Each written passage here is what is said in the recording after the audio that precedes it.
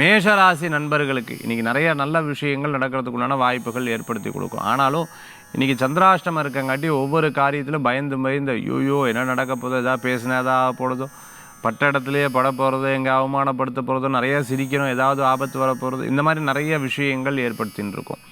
நம்ம ஏதாவது ஒன்று சொல்லப்போனால் அவள் ஒன்று புரிந்து கொள்ளக்கூடியதாக இருந்துட்டு இருப்பாங்க. எப்போவுமே நம்ம சுற்றி இருக்கிறது நம்மளை ஒரு இன்ஃப்ளூயன்ஸ் பண்ணும். அது நம்மளை சில நேரங்களில் இன்ஃப்ளூயன்ஸ் பண்ணும். நமக்கு பிடிக்காமல் இருக்கும், இல்லை பிடித்திருக்கும்.